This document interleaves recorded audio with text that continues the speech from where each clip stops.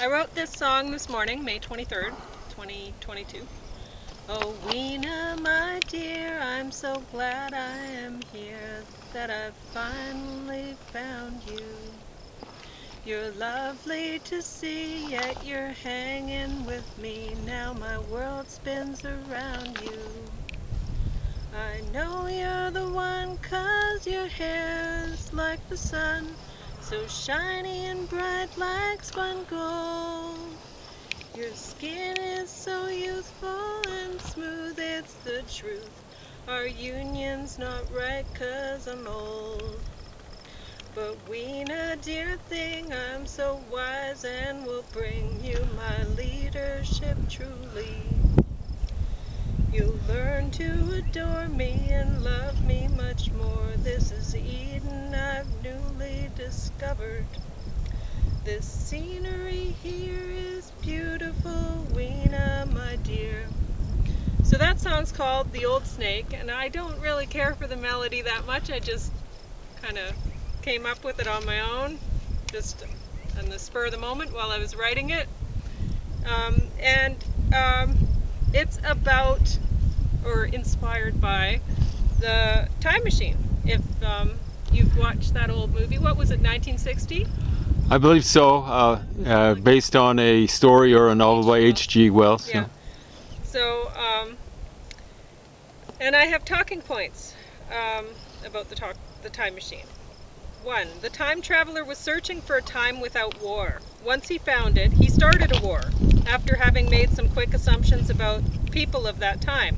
Is he a hero? Number 2. The time traveler fell in love with Weena, a teen with the intelligence of a vegetable. She is a living version of the mannequin he'd watched through his window. Is he a hero? Number 3. At the end of the movie, it's kind of cute. He had brought 3 books with him, and hopefully his toolbox that he used to build the time machine with, because he's going to be doing a lot of work in the future. But he brought 3 books, and they were like, well, which books would you have brought? You know, because they didn't know which books he chose. And I was thinking how to make paper from scratch, because he's going to need to teach these people somehow, because they know nothing.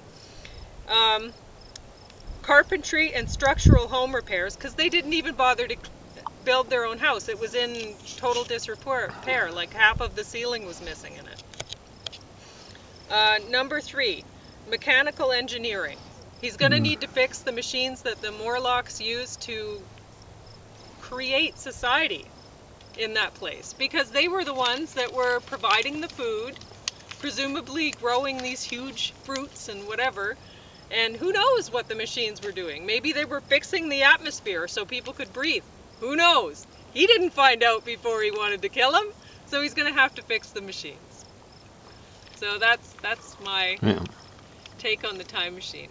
I mean, it's a different take than I had when I was a young girl.